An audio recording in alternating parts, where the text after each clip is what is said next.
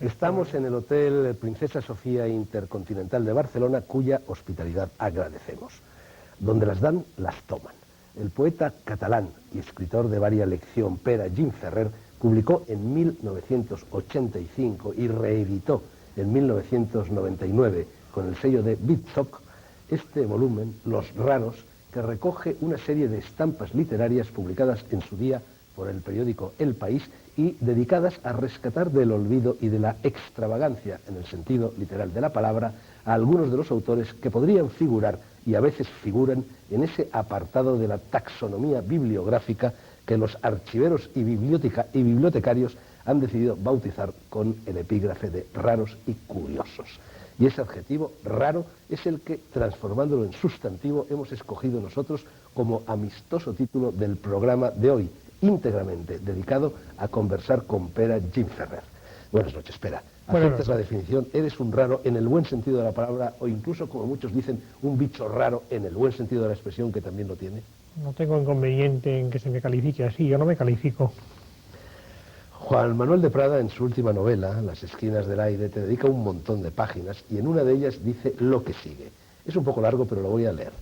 El poeta Gim Ferrer, al caminar, tenía un aire fúnebre, como de ataúd vertical, que se agravaba con el luto de su indumentaria: pantalón de tergal negro, jersey de pico de lana negro, corbata también negra, que le ahorcaba el resuello. Su mirada, atrincherada detrás de unas gafas de grosor bíblico, era errática y bondadosa, con ese fondo de despiste que uno presume en los sabios que han encomendado su vida al descubrimiento de alguna rara alquimia. Frisaría los 50 años, o quizá los excediese mínimamente, pero en su rostro de facciones blandas y bonancibles todavía alentaba el niño póstumo o adolescente prematuro que había cambiado el rumbo de la literatura, arrumbando los poemas con olor a berza cocida o pólvora rancia. Una melena no muy rumbosa le descendía pacíficamente sobre las mejillas como un estandarte vapuleado por la calvicie y las ráfagas de inspiración lírica. Sobre aquel hombre misántropo y escurridizo, leal a sus hábitos indescifrables o herméticos, circulaban leyendas que uno no sabe si atribuir a la maledicencia o a la pose que el poeta Gim Ferrer cultivaba desde que tenía uso de razón, quizá desde las 2 o 3 semanas de vida, dada su precocidad. ¿Vale el retrato, Pere, o es caricatura? Es un retrato sumamente cariñoso y sin duda contiene una porción notable de realidad. Te voy a leer otro fragmento mucho más corto de Prada. Dice: sí, ya sé que por ahí dicen, lo pone en tu boca, que soy un maniático insoportable, pero yo soy de los que prefieren crearse ese caparazón para entregarme al desorden de mis fantasías interiores. ¿Es así? Algo de eso dije. Última mención de Prada. Por el momento voy a tener que darle parte de lo que me pagan por hacerte esta entrevista. La cita dice así: la conversación contigo duró aproximadamente 1 hora y media, lapso durante el cual me ametralló con preguntas como de párvulo meticón, preguntas un poco marxistas, de Groucho, no de Karl, por supuesto, que alternaba con iluminaciones geniales y hallazgos de poeta en trance, aderezados siempre de una cultura ecuménica tan vasta como el cóncavo mar. Espera, vas a convertirme en alguacilado a lo largo del programa. ¿Vas a hacerme tú las preguntas meticonas o no, en lugar de hacértelas yo a ti? ¿O por el contrario, vas a darnos iluminaciones geniales y hallazgos de poeta en trance? Te lo pregunto, Pere, porque te tengo miedo. Porque rara vez en mi vida de entrevistador me ha temblado tanto el pulso como en esta entrevista de hoy. Bueno, no. En lo de las hallazgos geniales no depende, por cierto, de mi voluntad y no estoy seguro de que los haya en este caso. Las preguntas, en lo que a ello respecta a cierta tendencia a responder una pregunta con otra, la debo reconocer en mí, pero no es unánime, no sea siempre. Pero eso se le atribuye a los gallegos más que a los catalanes, ¿no? Sí, pero cierta pregunta es una forma, digamos, de mayéutica. Hace cosa de 1 año estuvo en este programa, en negro sobre blanco, otro raro, ese sí que es raro de verdad, el poeta muy amigo tuyo, Leopoldo María Panero. Y dijo, bueno, que tú eres una de las poquísimas personas que respetan este mundo. Vino a decir, parafraseando a Becker, que poesía eres tú y solo tú. Siempre, desde hace muchos años, Leopoldo dice eso. Y por un lado me alegra y por otro me entristece que lo digan a medida en que hace mucho tiempo que no nos vemos y tenemos escaso contacto. También puedo pensar que él encarna la poesía en cierto sentido. También aquí, y también hace aproximadamente un año, otro gran amigo tuyo, otro escritor catalán, Terenci, dijo que te llevaba todos sus manuscritos antes de publicarlo para que tú los bendijeras. Bueno, llevarme es una manera de hablar, a veces me los hacen llegar, a veces voy a su casa y los leemos, tanto como a todos no estoy seguro, pero una buena parte de ellos sí. Al menos el último, Chulas y Famosas, sí. No únicamente ese, más de uno, pero hay que tener en cuenta que en el caso de Terenci eso no ha empezado ahora, sino que empezó hacia el año 65. ¿Es verdad que Terenci ha vuelto a fumar después del artículo que publicó en El País? No es un secreto, que me lo ha dicho, sí. Tú no fumas, ¿no? Nunca he fumado, es una cosa que no me ha interesado particularmente. No considero que haya en ello, por mi parte, ni mérito ni demérito. Simplemente una vez en mi vida, creo, en un momento muy remoto de infancia y adolescencia, intenté fumar, no me atrajo, no me gustó especialmente, y luego no me ha llamado la atención. ¿Estás traducido al sueco? A ver, al sueco concretamente, tengo ahí, que recuerde yo, un libro que está aquí en Cervantes, mi única novela, Fortune, y hay una antología de poetas catalanes en la que figuran un número apreciable de poemas míos, y hay otra antología, esa Sonomía, que está traducida pero no publicada aún y que, según me dice el traductor, las editores se publicará algún día. Te lo pregunto, me imagino que ya te habrás dado cuenta, por eso que dicen por ahí, que vas para Premio Nobel, el primer Premio Nobel de la lengua catalana. Por ejemplo, Luis María Anson, hace pocos meses me lo dijo, Pere Gimferrer será seguro Premio Nobel, y ya sabes que es condición sine qua non haber sido traducido al sueco, al parecer. Bueno, por el momento lo que tengo traducido es eso, que tampoco es tanto, ¿eh? Tengo alguna cosa en danés, que se acerca mucho al sueco, pero que no es el mismo idioma, y alguna cosa en noruego, que también se acerca, pero tampoco es sueco. Ya es hora de que mencione y presente a la persona que hoy nos acompaña en calidad, si él me consiente la metáfora, de sobresaliente de espada. Lo he invitado precisamente en función de ese miedo al que aludía antes, para que se eche al quite y me salve la vida si Pere Gimferrer se me desmanda y me avasalla. Es Luis García Jambrina, profesor de literatura española en la Universidad de Salamanca. Ya estuvo aquí en un programa anterior y reciente dedicado a los encuentros literarios de Berines, y prologuista y responsable de esta antología de Pere Gimferrer, Marea Solar, Marea Lunar, que se publica en coincidencia con la concesión a Gimferrer del 9º Premio Reina Sofía de Poesía Iberoamericana. El libro, editado por Visor, se presentará dentro de muy pocos días en el Palacio Real, el mismo sitio en el que Gimferrer recibirá el día 28, lo digo para los espectadores españoles, no para los que, españoles o no, nos ven e incluso nos miran desde otros países, recibirá, decía, el citado premio. Luis, gracias por brindarme protección. ¿Tú crees que conseguiremos meter en cintura a Pera? No, gracias, buenas noches. Como ves, no es para tanto, es un entrevistado muy exquisito. De momento. Y hasta el final, seguro. Y por otra parte, una pequeña corrección, el libro lo edita Ediciones de la Universidad de Salamanca y Patrimonio Nacional. Perdona, es que tiene portadas muy parecidas a las de Visor, también a las de Arde, el Mar de Cátedra. Son negras. Bueno, seguro que Chus Visor agradece esta equivocación. A él no le importará, pero a los editores sí, seguro que sí. Bueno, ¿qué aporta y en qué consiste esta antología? Me decías antes que es la única antología de Gimferrer que existe en lengua castellana.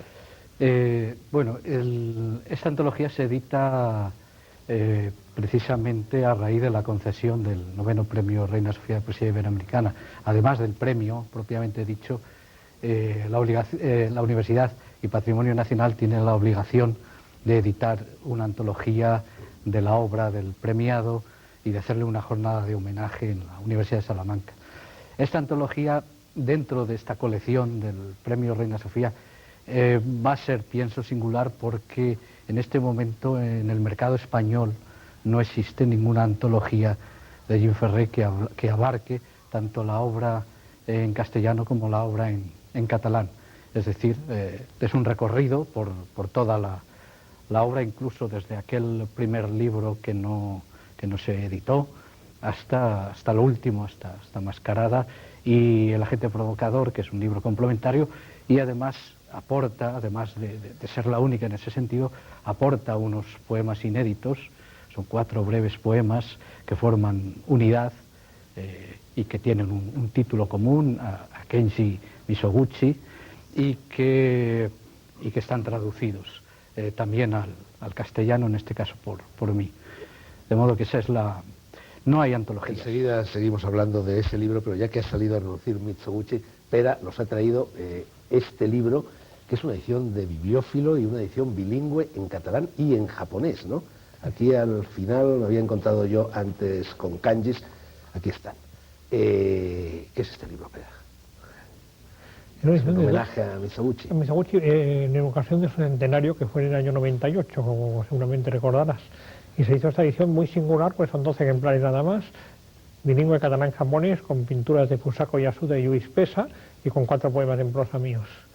Hace un momento, antes de empezar el programa, Luis García Jambrina y yo estábamos devanándonos los sesos, intentando acordarnos del nombre de esa actriz de Mizoguchi, que es la actriz preferida tuya, ¿no? Bueno, pero no nos acordábamos. Vive todavía, según creo, Machiko Kyo. Machiko Kyo. No, más que mi actriz preferida, es cosa algo distinta, la preferida de Mizoguchi, y guarda un parecido físico asombroso con la esposa de Juan Manuel de Prada.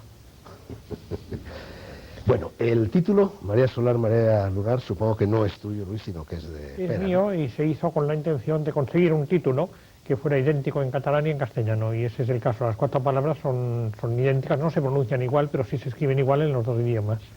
También la selección también es de Pera, sí. La selección de los poemas y el título, eso conviene decir. Esos 4 poemas nuevos, añadidos, constituyen un nuevo salto, una nueva pirueta, una nueva ruptura de este poeta de continuas rupturas.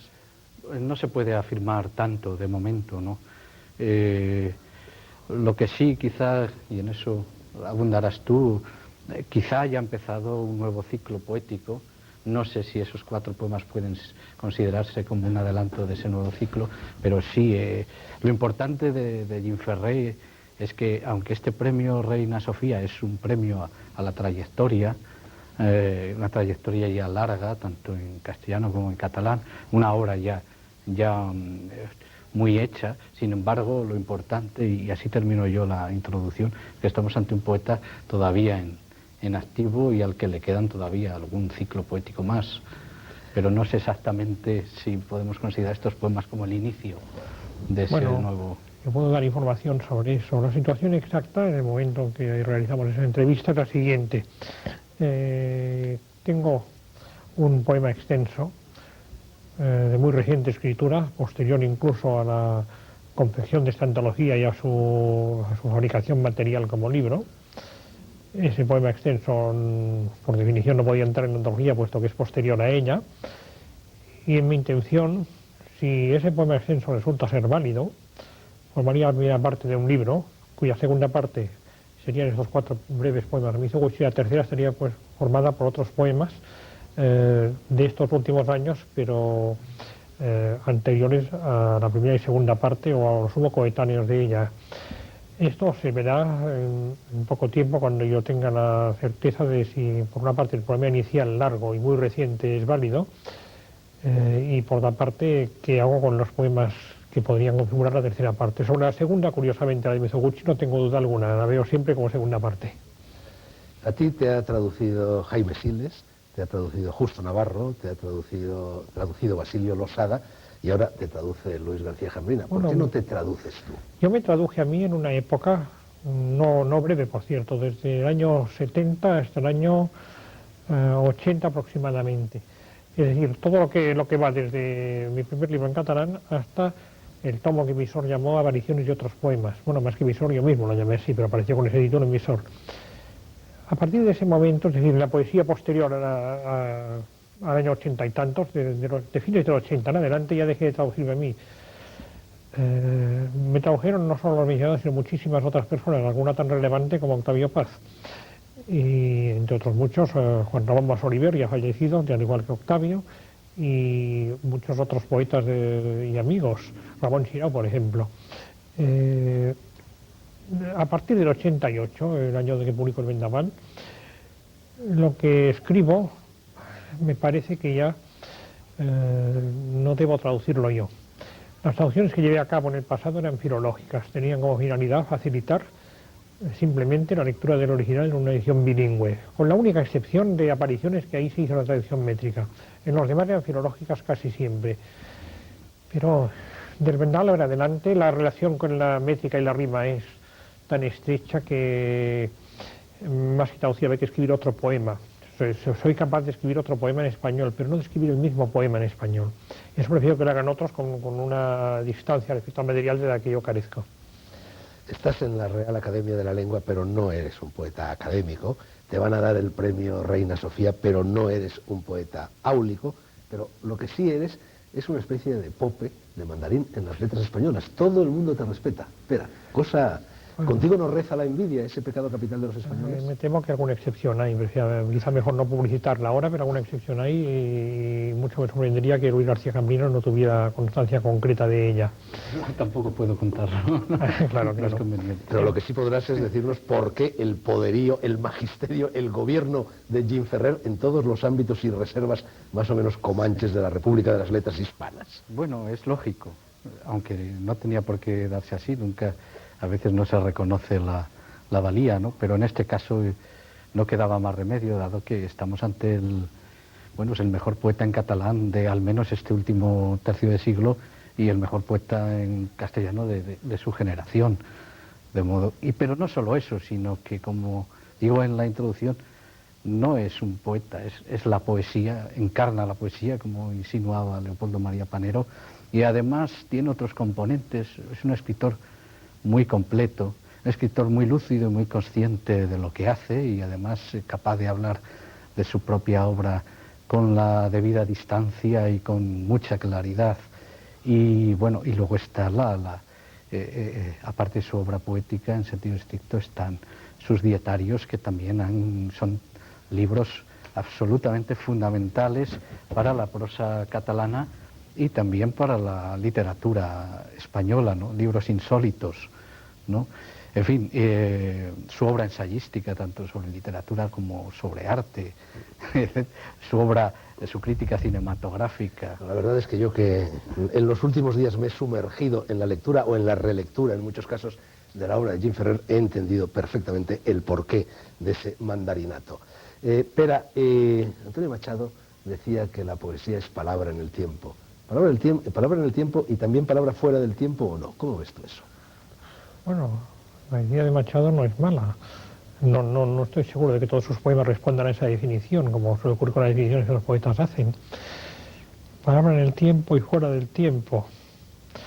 Eso me hace pensar, curiosamente, porque no estoy seguro de que Machado la conociera, en una reflexión de Stravinsky en sus Crónicas de mi vida. Hace una definición de la música, aparentemente muy fría, muy propia de cómo era Stravinsky. Dice que la música es una determinada forma de organizar el tiempo. Si tomamos como pauta el hecho de que sustrae a la duración habitual un periodo de tiempo, en ese sentido la poesía y la música se parecerían. Sería una organización del tiempo atípica, distinta de la habitual. Claro que en la edición de Machado existe un elemento filosófico ausente de la de Stravinsky, que de modo creo que deliberado es una definición provocativamente fría y analítica. Pero se puede decir que son artes temporales ambas, tanto poesía como música, y se distinguen en eso las artes del espacio, mayormente las plásticas, aunque algo hay de tiempo en ellas, y se acercan al cine, que también es un arte del tiempo, aunque sea a su vez además un arte del espacio. Vamos a hablar un poco del castellano y el catalán, el Dr. Jekyll y Mr. Hyde, entre comillas. No, el Dr. Jekyll y Mr. Hyde, pero bueno. Tú, de niño, el catalán era la lengua de la vida, era la lengua de tu casa, era la lengua de la familia, era la lengua de las calles, y el castellano era la lengua de la escuela. Exactamente. A mí me ha llamado, es decir, eso coincide bastante con esa distinción ya clásica en la lingüística de Saussure, de la langue y la parole, de la lengua y el habla. Bueno, no es exactamente lo mismo. Saussure, que creo que quería decir algo más que eso, pero... Dilo. Saussure quería decir algo más. Ah, no, quería que lo que tú querías decir algo más. No, bueno, lo que quería Saussure, bueno, es cosa de los lingüistas, y en la medida en que Luis García Cambrino no sea, que lo explique él. Yo lo estudié en su día de Saussure y quizá no me toca repetirlo ahora. ¿Tú crees que se da esa relación de Lange-Pajol en el uso? Lange-Pajol creo que va por otra cosa, va por otro camino de Saussure, a mi juicio. En lo que yo creo recordar de Saussure, cuando estudié Saussure, y de eso hacía bastantes años, menos de los que llevas tú, seguro que tú te acuerdas más de Saussure que yo. Sí. Hombre, la lengua, si Luis no tiene nada, la langue, si Luis no tiene nada que decir en contra, sería un poco el sistema, y en cambio la Pajol sería la concreción práctica de esa lengua, un poco lo que te pasaba a ti, ¿no? Sí. Al menos en lo que se refiere al catalán. Bueno, el fenómeno psicológico, ya no entro en estos aspectos de la cuestión, aspectos de tipo sociológico o histórico o político. El fenómeno psicológico en sí es curioso. Se trata de un niño, no uno en particular, sino, no creo exagerar, millones de niños, los que hubieran en aquel momento y tuvieran como lengua materna el catalán, que por poco que fueran, unos millones serían, que aprenden a nombrar las cosas en su casa, las más inmediatas, la mesa, la silla, la cama, o el jardín si lo hay, etcétera, esas cosas, en una lengua. Van a la escuela y aprenden a nombrarlas en otra lengua, que es por lo demás la única en la que se imparte la enseñanza. No ya de la que se imparte enseñanza, sino de la que se imparte enseñanza. Y ahí se produce un fenómeno psicológico curioso que en muchos casos conduce a que esta segunda lengua, la lengua de la escuela, sea la única lengua literaria posible psicológicamente para el individuo. Este no es un caso único y espero que la comparación no escandalice y no moleste a nadie. Me recuerda algo que todavía podía encontrarse, quizá ahora ya no, en algunos libros escolares franceses. Una colección concreta que tengo en la mente, pues haría, por ejemplo, poemas de André Chénier, pongo por caso. Y había ejemplos de exámenes de alumnos brillantes de la enseñanza que habían hablado de tal cosa o de otra de Chénier. Eran exámenes reales, no eran ejemplos. Y estos exámenes reales se decía en qué año y en qué lugar habían sido llevados a cabo y compuestos. Y ahí, si fijaba uno, se encontraba con un examen real de una persona que era manifiestamente una persona que hablaba árabe y que hablaba desde Oran, pongo por caso, de André Chénier. Era una situación un tanto curiosa. En el caso particular al que me refiero, ha habido un papel muy distinto del francés respecto al árabe, porque la situación, como perfectamente sabemos, del África del Norte no es la situación de España en ningún sentido, ni, por otro lado, la relación entre árabe y francés es la misma que la relación de catalán y castellano, son dos cosas muy distintas. Pero algo de eso hay. Y en cambio nada de eso encuentro en otros escritores como Petrarca, como Erasmo, como Espinosa, que escribían en latín y evidentemente no habían aprendido a hablar en latín. Lo ocurrido en mi caso y el de... Sí, pero a ellos no les obligaban, y a ti en cambio te obligaban a hablar en castellano. Bueno, obligar, más que obligar, en cualquier caso y en cualquier hipótesis, el castellano lo habría aprendido sin duda. La cuestión, más que por el lado de enseñar el castellano, viene por el lado de no enseñar el catalán, cosa distinta, a mi juicio. El aspecto de sustitución lingüística, más que por enseñar castellano, se producía por no enseñar catalán. Prueba de ello es la siguiente, un hecho que he evocado alguna que otra vez. Hacia los años 50, yo tenía quizá 13 años, tú te acordarás por tu trayectoria de cuándo fue concretamente ello. Yo por la calle en Barcelona veía unas pintadas o adhesivos, y eso lo he recordado alguna que otra vez en algún texto que puede que esté por aquí en un libro, que hablaban de la huelga general pacífica y de la jornada de conciliación nacional. Probablemente tú sabrás qué año exacto era ese. Bastaba con pasar por la calle y ver eso para entender que nunca iba a haber una huelga pacífica y una jornada de conciliación nacional, al menos no en aquel momento y en aquellos términos. Ya era algo que podían pensar los que estaban en París, aunque dudo que Carrillo pensara en serio en eso, pero los que estábamos aquí digamos que esto no iba a ocurrir. Inversamente, por la misma época, había una pintada que decía simplemente catalán a escola, es decir, catalán en la escuela. Eso era algo más fácilmente realizable y por lo mismo algo mucho más subversivo. Pero también es un poco triste que fuera tan subversivo pedir simplemente que en la escuela se hablara catalán. Me parece que lo que estabas evocando fue en el 55, más o menos cuando me metieron a mí en la cárcel por culpa de esas cosas. Yo tenía 10 años entonces, sí. Y algunos más. Sí. Parte de las cosas que has dicho ahora sobre el castellano y el catalán estaban también en este recuadro, esta especie de columna que publicaste hace muy poco, el 7 de octubre, en El País, la fidelidad a una tradición. Y me han llamado la atención muchas de las cosas que dices en este recuadro, pero te voy a leer una de ellas. Dices, mi experiencia personal me dio inmediatamente algo que no he perdido nunca, el sentimiento de que todas las lenguas romances del ámbito ibérico a ambos lados del océano constituyen en diversos sentidos un conjunto cultural común, perfectamente diferenciado como tal del mundo anglosajón o de la francofonía. Bueno, las lenguas romances que se hablan en la península son el gallego, el catalán y el castellano. Hay otra lengua que no es romance, que es el euskara. ¿Formaría también parte el euskara de esa polifonía? Por el grado escaso de conocimiento que se tiene de él, es difícil afirmarlo. Por otras razones puede afirmarse quizá, pero yo estaba pensando de modo estricto en las lenguas romances ibéricas, que por cierto habría que hacer mención de que el portugués, aunque sea descendiente del gallego, hoy por hoy se diferencia de él, y aunque algunos gallegos quieren lusitanizar el gallego, no todos están por esa labor. Luego está el caso del asturiano, astur-leonés, que es utilizado como lengua literaria, aunque sea reducida demográficamente. Y luego está el otro lado de la península, al otro lado de la península, al otro lado del mar. Bien sé que ahí, fuera del caso de Portugal en Brasil, que es un caso muy importante, el uso que tenga el gallego o el catalán se debe solo a exilio o a emigración. Pero esta emigración, en el caso gallego, es muy importante, como todos sabemos, y el exilio catalán ha dejado huella muy notable en la cultura de, por lo menos, algunos de sus países, México en primer lugar.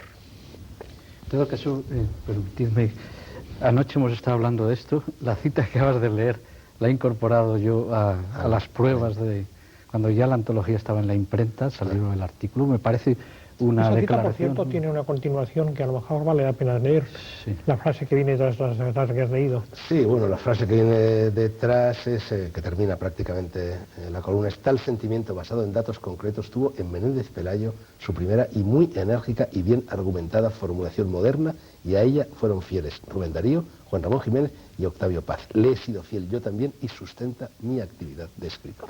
Parece una cosa interesante porque, aparte que coincide muy bien con el espíritu del premio Reina Sofía de poesía iberoamericana, claro, no hispanoamericana, iberoamericana, se ha premiado a un poeta brasileño que escribe en portugués, João Cabral de Melo, que además fue gran amigo de mentores de Pera, ¿no? De Pera. Y bueno, pues ese concepto de la existencia, la posible existencia de un núcleo de cultura ibérica, ¿no?, más allá de las fronteras idiomáticas y políticas y administrativas, me parece sumamente interesante, y sobre todo que tú te sitúes precisamente ahí. Cuando ¿no? aludía Menéndez Pelayo no... Perdóname, espera, tenemos la visita de la publicidad, seguimos inmediatamente. La visita que no tocó el timbre, como decía Carlos Sotelo, ¿no? Recitar poemas.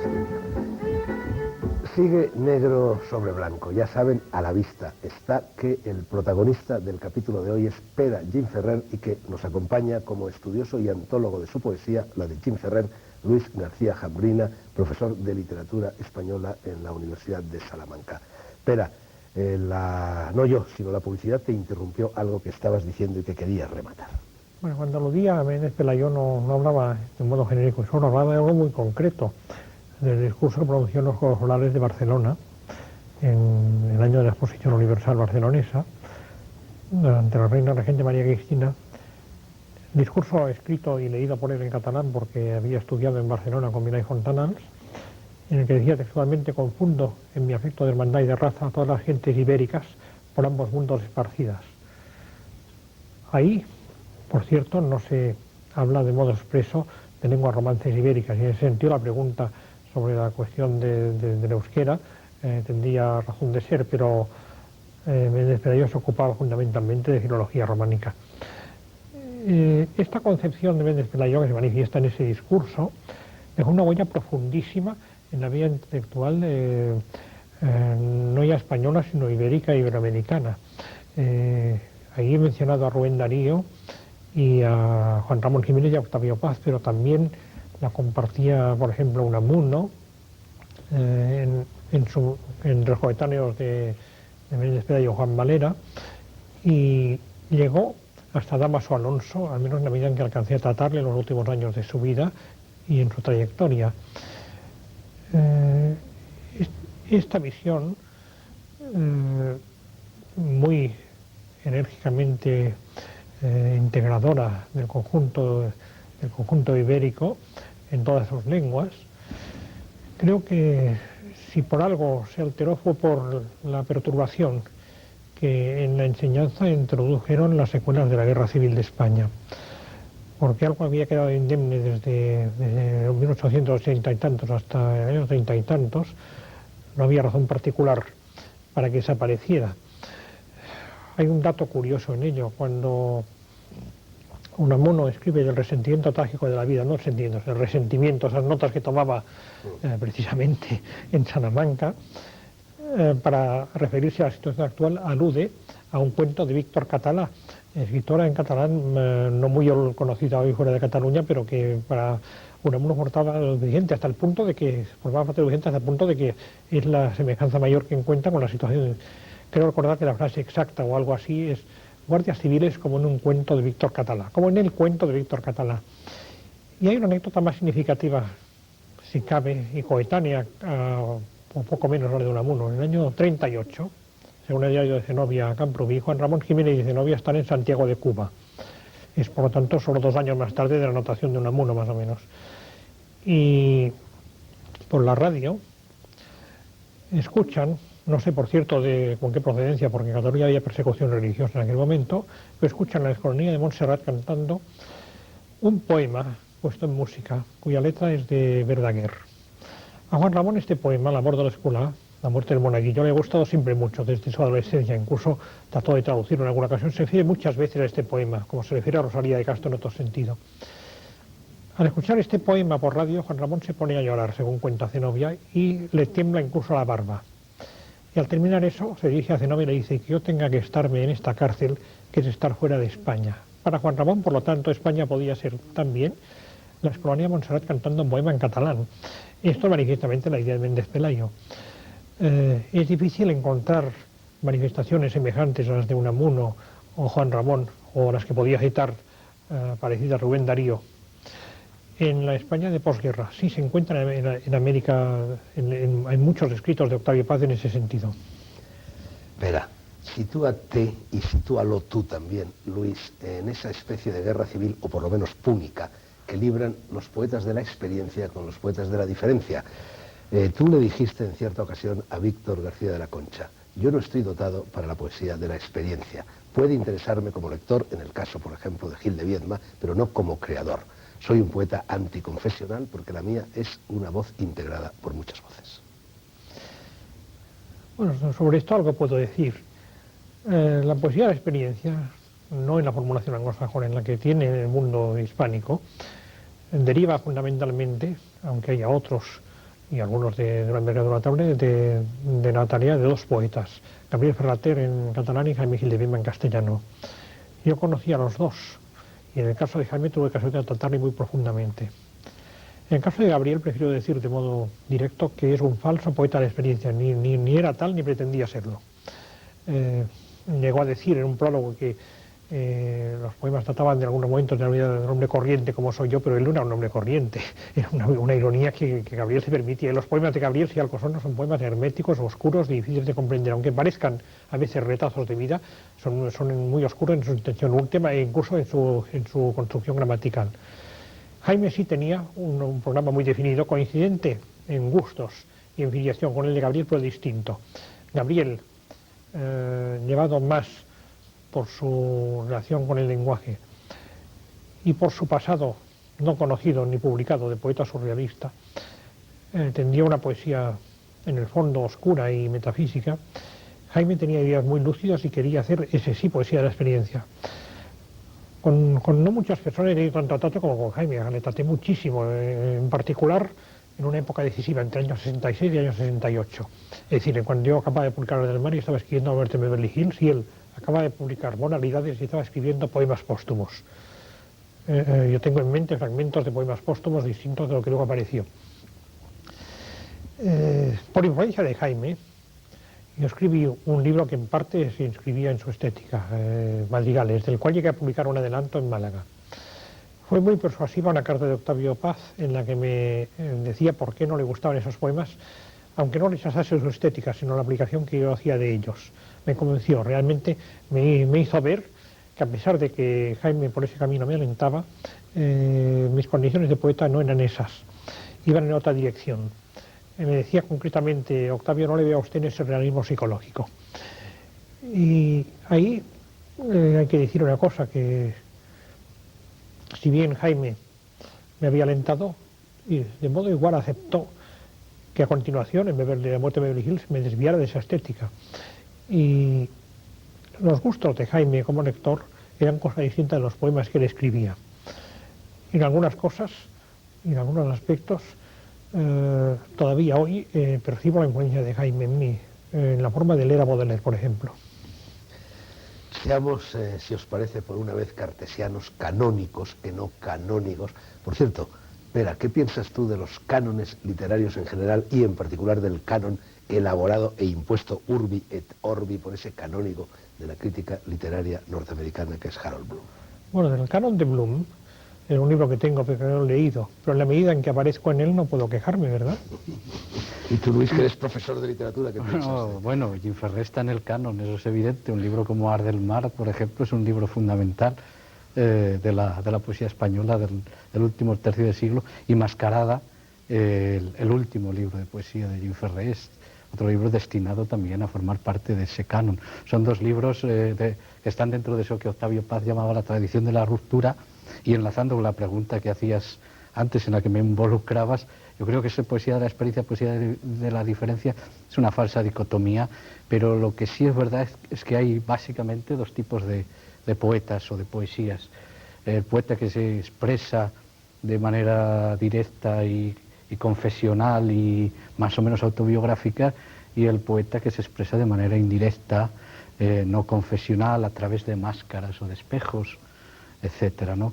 A veces se puede asociar un caso, la primera poesía, a una mayor claridad y la segunda a un mayor hermetismo, ¿no? Pero luego, dentro de la llamada poesía de la experiencia, o de ese primer tipo de poesía, puede haber también una falsa confesionalidad, ¿no? También eso a veces puede ser una máscara, ¿no? Bueno, decía en cualquier caso que por una vez voy a ser cartesiano, ordenado, racional, y voy a seguir en mis preguntas la falsilla marcada por García Jambrina en su muy atinado y pedagógico análisis de la vida y de la obra de Pere Gim Ferrer, antepuesto a los poemas de Marea Solar, Marea Lunar. Por cierto, tengo mala conciencia, Luis, por el patinazo respecto al editor de este libro que he dado antes, y reitero que no ha sido publicado, como yo dije, por el bueno de Chus Visor, sino por las ediciones de la Universidad de Salamanca, Patrimonio Nacional. ¿A qué aspira un poeta? Te lo preguntabas, Pera, en 1992, y dice Luis, y yo lo creo, que a dos cosas fundamentalmente: a expresarse y a crear belleza. Casi nada. ¿Es así? Bueno, lo decía en el 92 y me imagino que no he cambiado de opinión desde entonces. No quiero decir con eso que el poeta se proponga únicamente esas dos finalidades, sino que de modo objetivo el resultado final de su tarea es ese, es una expresión de sí mismo y la creación de un objeto verbal que encierra belleza. Eso no significa que no pueda proponerse otras muchas cosas. Y hay poetas que admiro mucho que se las propusieron, desde Blas de Otero hasta Nassim Hikmet, en un sentido, o en otro sentido totalmente distinto, los poetas místicos, San Juan de la Cruz, por ejemplo. Pero el resultado final siempre es expresión de un individuo y creación de belleza. Bueno, Luis aclara, entre comillas lo digo, que esto de crear belleza es producir objetos verbales que se justifiquen mediante su sola existencia, lo cual en definitiva es concentrar la palabra. Pero eso se puede hacer en poesía, no se puede hacer en novela. Tú, sin embargo, has escrito, Pera, una novela que ya ha salido, ahora la encontraré, que es Fortuny, por la que te dieron el premio Llull. Y esa novela, mucha gente ha dicho, y creo que también el propio Luis García Jambrina, que es una especie de transposición a la novela de tu primer y muy celebrado libro, Ar del Mar. Bueno, aparte, Luis, me temo que lo he dicho yo mismo. Sí. ¿Y qué pasa con esa concentración de la palabra que hay en la poesía? Bueno, aquí lo que ocurre es que es una novela que, por cierto, no hay ningún suceso ficticio. Todos los hechos que cuento son reales, aunque la gente creyó al leerla que eran ficticios, dada su rareza y complejidad. Escribió un esquema muy completo de lo que iba a ser la novela.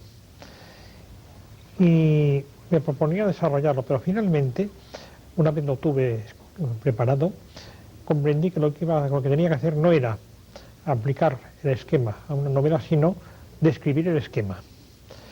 En ese sentido, la novela en cuestión se acerca a un poema en prosa, pero no es un poema en prosa propiamente dicho, es la descripción de un esquema de novela. Volvamos a la poesía y vámonos a las máscaras. Otra frase de tu prólogo: la poesía es para Jim Ferrer un juego de espejos a través de los cuales el poeta revela y al mismo tiempo oculta su identidad. El yo no se expresa de forma autobiográfica y confesional, sino a través de una máscara que puede ser incluso la cara de un personaje histórico o de un personaje cinematográfico o literario. La máscara, concepto clave en su literatura, ¿no? Sí, yo creo que sí, creo que Jim Ferrer, que el autor aquí presente estará de acuerdo. En la línea que antes expresaba, ¿no?, de esa dicotomía de esos dos tipos de poetas o dos tipos de poesía, ¿no? Yo he titulado la introducción el poeta y sus máscaras, y un poco lo que intento es ver dónde está la unidad de esta obra tan diversa, y entendiendo por obra no solo la obra poética, aunque yo me ocupo y el libro antologa la obra poética, sino en general el conjunto de la obra de Jim Ferrer, porque la novela Fortuny, como el autor mismo ha dicho muchas veces, es una vuelta a los mundos de Ardermar, una vuelta a su primera etapa de poeta en castellano, ¿no? De modo que hay una tremenda unidad dentro de esa tremenda variedad que hay en su poesía. Y bueno, creo que el concepto que da cuenta de esto es el concepto de máscara, el concepto que da cuenta de todo, de aspectos que luego me imagino que veremos: el cambio de lengua, las diferentes etapas o ciclos por los que pasa su obra, el hecho de que haya épocas de silencio poético, aunque no de silencio en la escritura, porque escribe en prosa, etcétera. Ahí está ese concepto, ese espejo a través del cual el poeta se expresa. La poesía siempre es expresión de uno mismo, lo que pasa que en este caso es a través de máscaras o a través de reflejos en espejos. Y entonces, ¿dónde está? El problema es dónde está la imagen primera o dónde está el yo auténtico, sustancial. Y la idea que yo sostengo, haciéndome también eco de la propia visión del autor, es que el yo o la imagen primera está justamente en todos esos fragmentos, en todos esos reflejos, en todas esas máscaras, ¿no? Jim Ferrer nunca ha recurrido, como Antonio Machado, como Pessoa, a los heterónimos, y sin embargo, y tú también lo señalas y cualquier lector se da cuenta, hay en él varios escritores al mismo tiempo. Escritores no ya sucesivos, sino simultáneos. Se podría decir lo de Borges: yo que tantos hombres he sido él, que tantos escritores es. Por una parte está el escritor en verso y en prosa, por otra parte está el escritor en castellano y en catalán, por otra parte está el escritor a la vez experimental y clásico, es decir, o lo que es lo mismo, dices tú, el que crea un lenguaje enteramente nuevo y el que desea reinventar el lenguaje antiguo. En el fondo de todo eso hay una cuestión esencial. Una cosa es el individuo y otra es el autor de los textos. Y eso se da incluso en el principal responsable de la popularización de la poesía de la experiencia, en Jaime Gil de Biedma, que tiene, como recordaréis, un poema que se llama Después de la muerte de Jaime Gil de Biedma y otro que se llama Contra Jaime Gil de Biedma. En ambos casos no se refiere a sí mismo, se refiere al personaje de sus poemas. Esa distancia también se manifiesta precisamente en Borges. Al otro, dice Borges, al otro, a Borges era que le ocurren las cosas.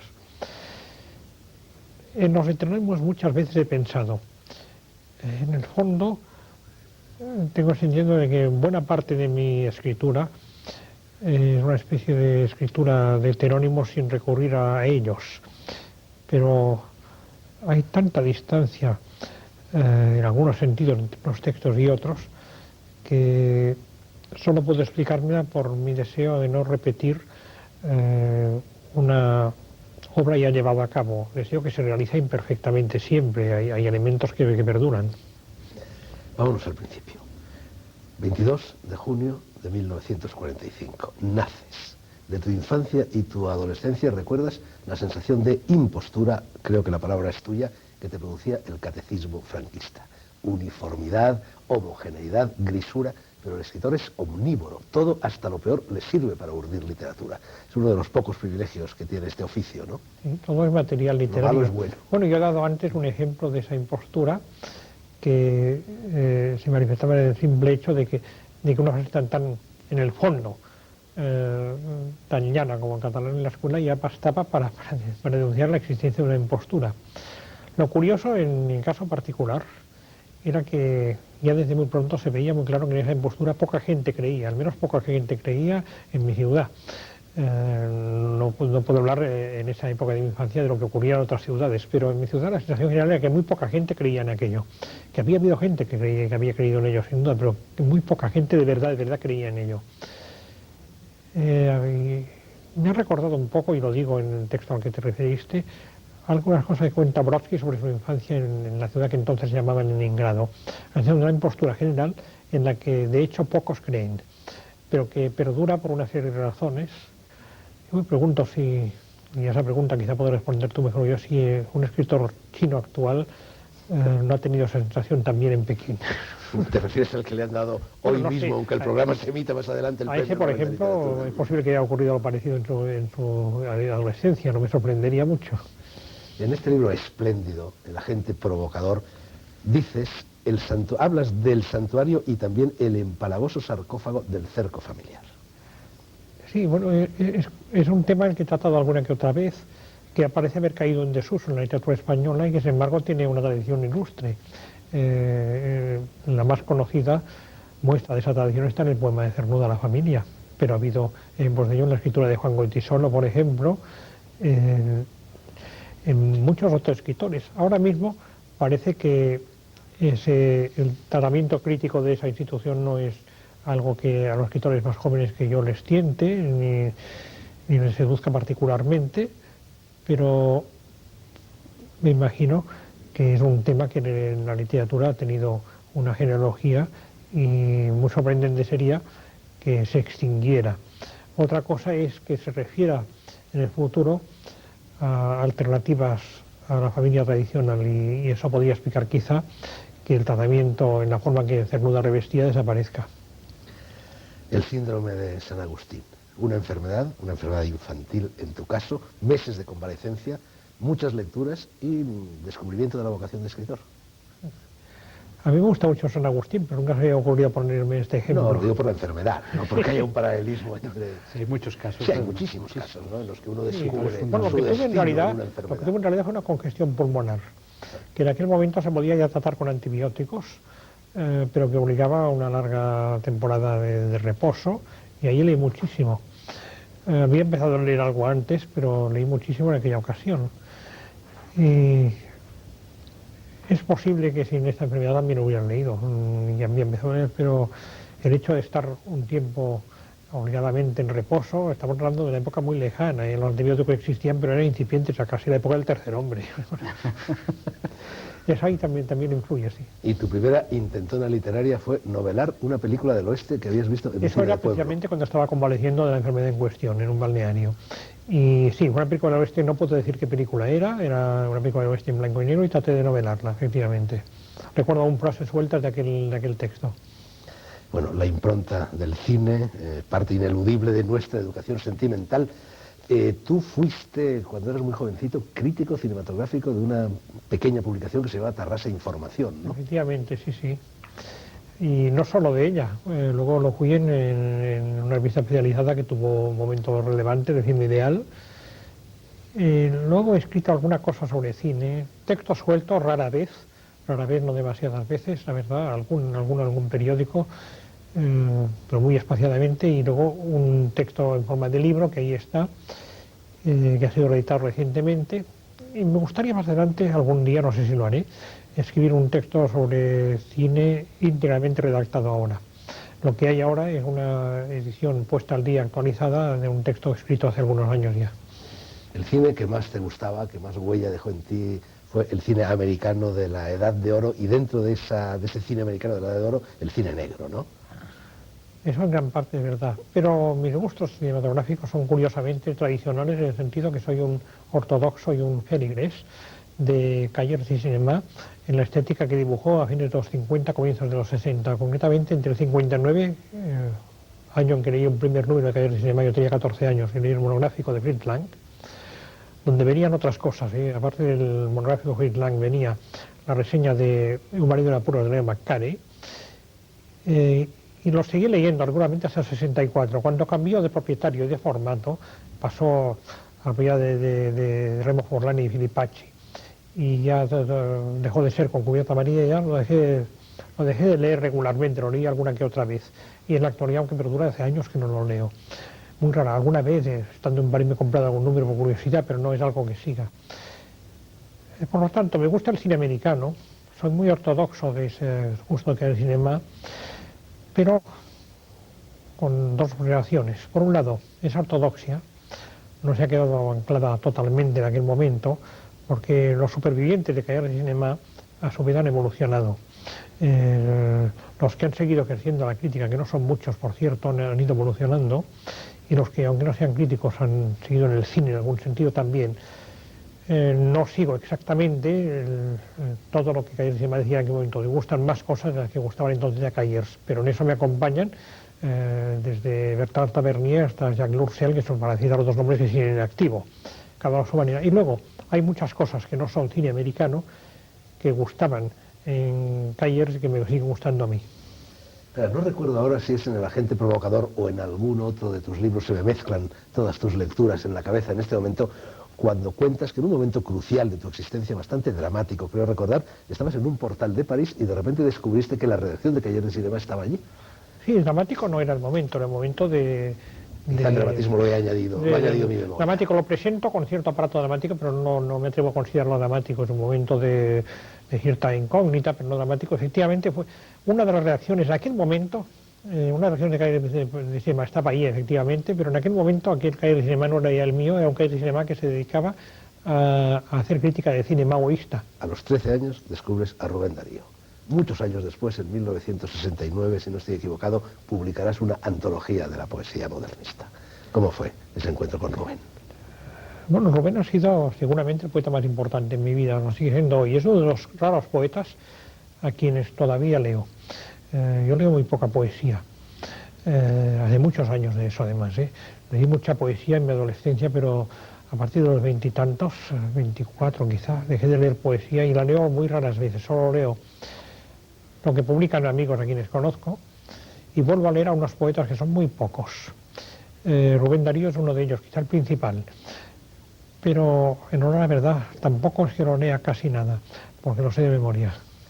Todo recuerdo más bien. Todo Rubén te lo sabes de Todo memoria. tal vez no, pero los principales libros para mí, prosas profanas, Canto de Día de Esperanza y El canto errante Vuela al otoño, me los sé en un 70-80% de memoria. Más que releerlo, lo recuerdo. Acabas de confesar que ahora lees poca poesía y se dice también que vas poco al cine en las salas. Quizá ves cine en televisión, en vídeo. Leo poca poesía porque escribiendo poesía, nos leo unos amigos de los poetas que me han influido, son unos cuantos, quizás lleguen a una docena, pero no creo que sean más que esos. Y tampoco lo leo frecuentemente porque la poesía no es una lectura que para mí sea muy capaz de ocuparme mucho tiempo, estoy demasiado metido en ella o ya dentro de mí. Bueno, ¿y lo del cine? ¿Vas a las salas o no vas? Lo del cine es otra cosa, y eso no tengo culpa yo, sino las salas y el cine mismo. Si yo viviera en París o en Nueva York, iría al cine mucho más de lo que voy. Ahora voy, como no exagero, un par o tres de veces al año. Si no contamos Filmoteca, incluso contándola quizá. Porque la oferta cinematográfica de repertorio es aquí muy escasa. El cine actual en general me interesa poco, aunque hay algunas cosas que me interesan, y la tentación de ver las cosas en vídeo es muy fuerte. Espera, se nos ha ido el primer programa. Y si digo primer programa es porque te propongo que hagamos un segundo programa. Te propongo que nos concedas a Luis y a mí, y sobre todo a los telespectadores, otro baile, otra hora de conversación. A Luis ni se lo pregunto, sé que va a decir que sí. ¿Tú? Espero que no sea el baile de los malditos. No se hable más, ya lo han oído, vamos a seguir de cháchara con estos dos señores, pero ustedes no podrán verlo ni escucharlo hasta la próxima semana. Como decían en las películas, por episodios ya no las hay, de nuestra infancia continuará. Las segundas partes casi siempre son buenas. No se pierdan la que ahora les propongo. Nos vemos dentro de 7 días. Buenas noches.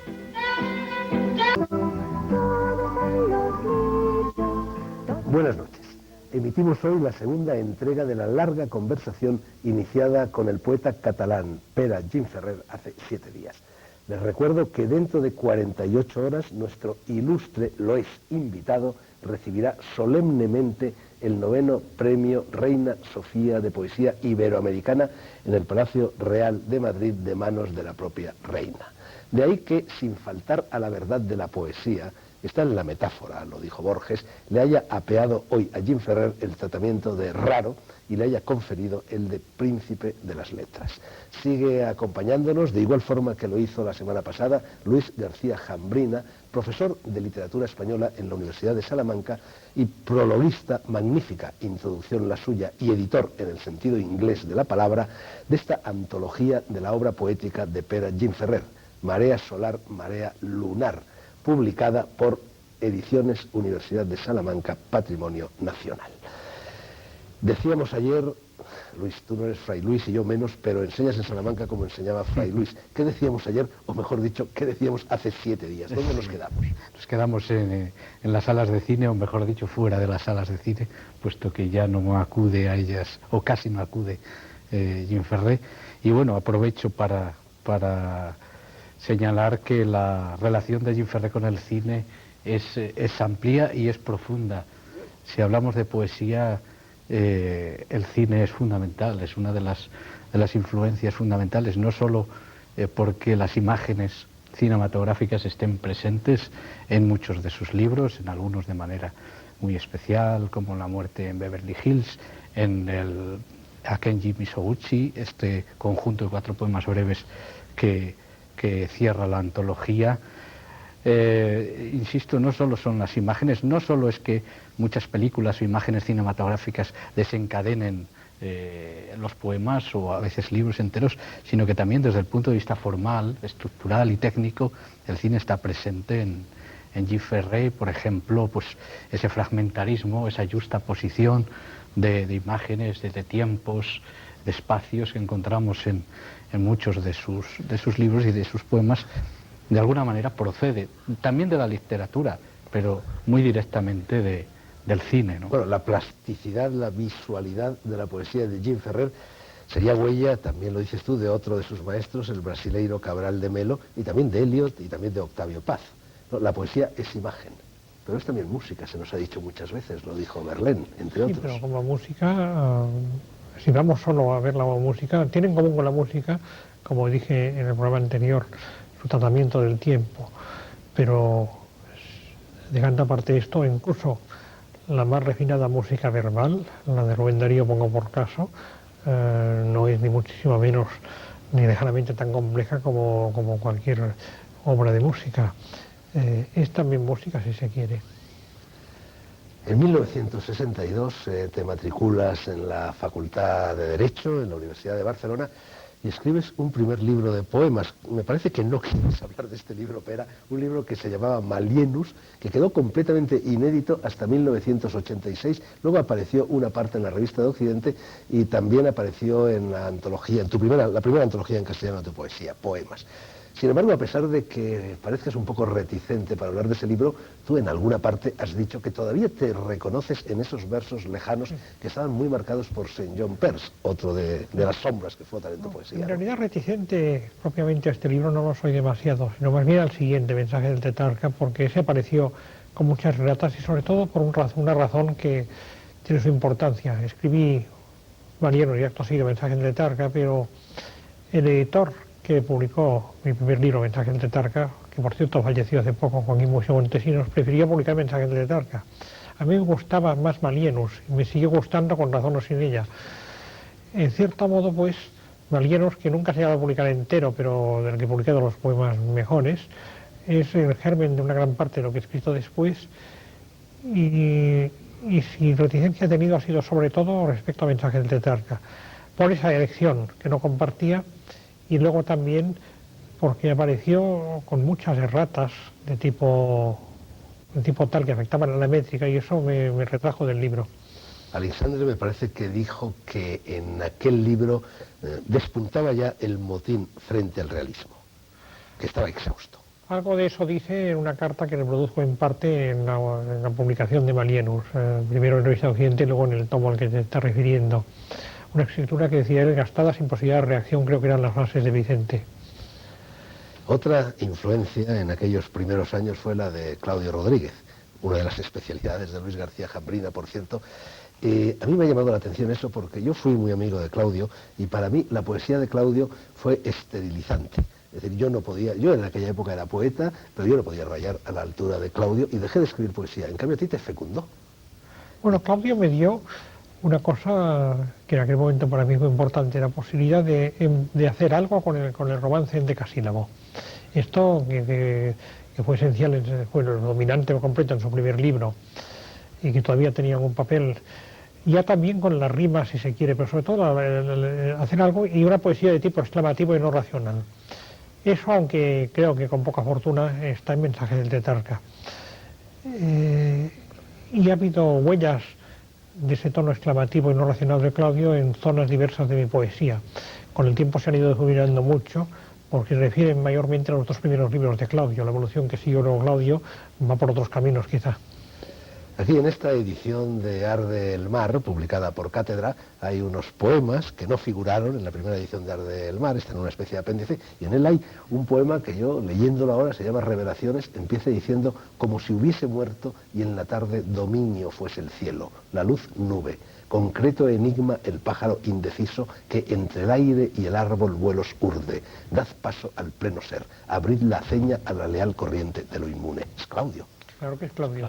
Sí. Claro que es Claudio, ¿no? Y hay algún ejemplo más de eso, sí. Eso sí. confirma el instinto poético de Jim Ferrer, que era Pero que es el lo mejor que había en ese Es el cambio momento. inicial, porque a partir de Ansia Condena, Claudio va por otro camino. El Claudio de los dos primeros libros, y quizá principalmente de Don de la Ebrida. En 1963 tienes otro encuentro decisivo. ¿Conoces al poeta experimental catalán Joan Brossa? Efectivamente, sí, sí. Efectivamente, en aquel momento Brossa era un poeta muy poco conocido y apenas leído y que no había publicado casi nada. Yo le conocí a través de Gonzalo Suárez y le fui a ver, vivía en un estudio situado en un altillo en la calle Balmes, y fue todo un mundo porque Brossa era, entre otras muchas cosas, el depositario de una tradición que venía de antes de él, venía de Miró, venía de Foix, venía de todo un mundo que en parte había quedado difuminado por la guerra, pero que era el enlace entre el arte y la poesía de Cataluña y la vanguardia internacional. Y era una figura en ese sentido única. Llegamos al Big Bang, Arde el Mar, la poesía española como la terra siciliana de Visconti trema. Lo empiezas en el 63, lo terminas en el 65, lo publicas en el 66. Nada en la poesía española ha vuelto a ser igual desde que apareció este libro. Tal vez, pero lo cierto es que tuvo poca resonancia inmediata. Salió en febrero o marzo del 66, la fecha exacta se sabe, no recuerdo ahora con precisión, y tuvo solo alguna que otra reseña, no demasiadas por cierto, y de amigos en su mayoría, José Carlos Mainer, Marco Ricardo Barlatán, y tuvo más resonancia de diciembre del 66 para adelante, porque Alfonso Canales hizo que se me diera el Premio Nacional de Poesía. No lo hizo él solo, contó con otras personas vinculadas a quienes consiguió persuadir, y eso le dio una resonancia mucho mayor, pero pasó, digamos que de marzo a diciembre, con un eco muy discreto. En cualquier caso, inadvertido o no, es un libro genesíaco, ¿no? Es un libro fundador. Termina la dictadura del realismo con él. Sí, y bueno, y es curioso, pero ese fenómeno se ha vuelto a reproducir, aunque no de la misma manera con tu nuevo libro, con Mascarada, que también rompe de nuevo, parece mentira, ¿no? Que más de 30 años después rompe con el realismo reinante en la poesía española de los 90, ¿no? Pero sí, es el libro fundacional, el libro en el que empieza esa renovación de la poesía española que se produce a mediados de los 60 y que en este caso tiene un nombre y tiene un libro concreto que es Arde el Mar, ¿no?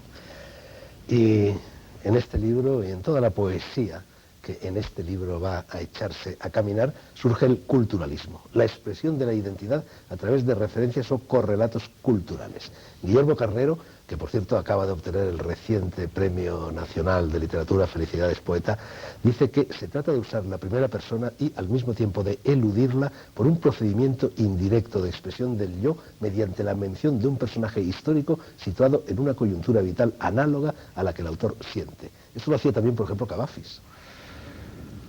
No exactamente, no exactamente. Alguna vez he hecho eso, pero pocas veces. Y en gran medida dejé de hacerlo porque lo que escribía entonces me salía muy parecido a Cernuda, demasiado parecido a Cernuda. Otra cosa es que el protagonista de mis poemas no siempre sea yo.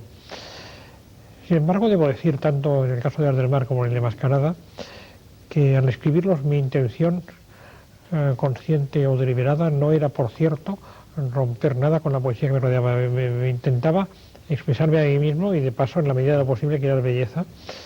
Es decir, escribir un poema que fuera bueno, eso sí, pero no tenía el propósito en ninguna de estas dos ocasiones de romper con la poesía ambiente. El efecto que uno y otro libro produjeron en gran medida me sorprendió a mí. En 1964 se había producido otro encuentro decisivo, el encuentro con Josep Vicent Foix, que ha dado pie a dos libros tuyos. Aquí los tenemos, La poesía de Foix y Antología poética de Foix. Háblanos un poco de ese encuentro, Pera. Bueno, Foix era en aquel momento... ¿Foix o Foix? Yo no... ¿La pronunciación correcta? Sí. Foix. Foix. Sí. Era... Esto se llama ultracorrección, sí, ¿no, señor filólogo? Sí. Y mala conciencia de no saber bien el catalán. Era en aquel momento... hay que decir lo que es. Era en aquel momento el mayor poeta catalán vivo, si descontamos a Joan Carner, que vivía en el exilio y a quien no tuve ocasión de conocer. Además, Carner, otro tipo de poeta muy distinto, que podía interesarme menos, aunque era un poeta de extraordinaria categoría. Pero la obra de Foix me llamó la atención porque en una antología muy extensa, publicada en el 36 por tres antólogos, uno de ellos Martín de Requer, para la parte medieval, de toda la historia de la poesía catalana, lo que más me había sorprendido eran unos pocos poemas de Foix del año 36, precisamente. Eran poemas que unían un lenguaje arcaizante con una imaginería cercana al surrealismo, aunque nunca fue un surrealista propiamente dicho. Publicaba tirajes muy confidenciales y no era en aquel momento un poeta demasiado conocido. Le respetaban unas personas no demasiadas que le conocían en Madrid o en Barcelona, pero no eran muchos, eran los que habían conocido en el Congreso de Segovia y sus amigos y discípulos cercanos en Barcelona. Fui a verle y recuerdo perfectamente que lo primero que hizo, o poco menos, fue leerme un poema que acababa de escribir. La forma en que leyó este poema fue extraordinaria. Yo, con la única salvedad de Ungaretti, no recuerdo a ningún poeta que leyera de este modo. Usaba la voz como un instrumento musical, verdaderamente. Y ese poema en particular, aparte del toque arcaizante que tenía siempre el catalán que empleaba él y al cual servía muy bien su pronunciación, tenía algunos fragmentos de Ramón Llull, de Raimundo Lurió en provenzal, que los leía de un modo extraordinario. Daba una idea de lo que podía ser no ya el provenzal medieval, eso también, sino incluso la forma de hablar de una especie de iluminado en la Europa del medievo. Por otro lado, hoy estaba muy lejos de ser un teórico de la poesía. Él decía que para escribir le bastaba con ir por una calle que tuviera misterio. Pero si conocemos el barrio en que vivía, el misterio estaba en él, no en la calle. El barrio en que vivía él nada tenía de misterioso. En 1967, cuando bajas a Madrid para recibir el Premio Nacional de Literatura, llegas por primera vez a la famosa casa de Belintonia, conoces a Vicente Aleixandre y creo que, no sé si exactamente en la casa de Aleixandre o más o menos en los aledaños, conoces también a Leopoldo María Panero. Lo de Vicente Aleixandre fue otro encuentro decisivo y además una especie de destino, porque tú cuando ingresas en la Real Academia, bueno, lees el discurso sobre la poesía de Aleixandre y ocupas el sillón, o me parece, que había ocupado precisamente Vicente. Y eso último es una casualidad simplemente. Hay que decir que a Vicente le conocí en persona, para ser exacto, del diciembre del 66, pero le trataba por carta desde mucho antes y en particular de junio o julio del 65 en adelante él tuvo un papel decisivo en la ordenación y selección de los poemas que compondrían Ars del Mar, en animarme a reunirlos, en indicarme cuáles le parecían más logrados e incluso en qué orden debían figurar. Por lo tanto, aunque le conociera después de publicar Ars del Mar, tuvo mucha importancia en la gestación de Ars del Mar. En particular, la primera carta decisiva en ese sentido fue una referida al que hoy es el segundo poema de del Mar, Oda a Venecia entre el mar de los teatros, cuando yo acababa de escribirlo en el verano del 65.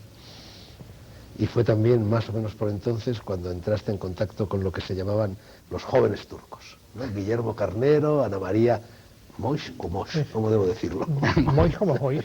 Como Moix, Félix de Azúa, y cuando Castellet publica pues los 9 novísimos poetas españoles. No solo con ellos, no solo con los mencionados, sino con otros que no se han dedicado a la poesía, Eduardo Mendoza, por ejemplo. Y simultáneamente, por la misma época, ocurrió un hecho igualmente decisivo, que es el hecho de que mandé a Octavio Paz del Mar y me acusó recibo en una carta que también tuvo una importancia enorme en mi vida. Acabas de mencionar a Eduardo Mendoza, hace unos minutos mencionaste a Gonzalo Suárez.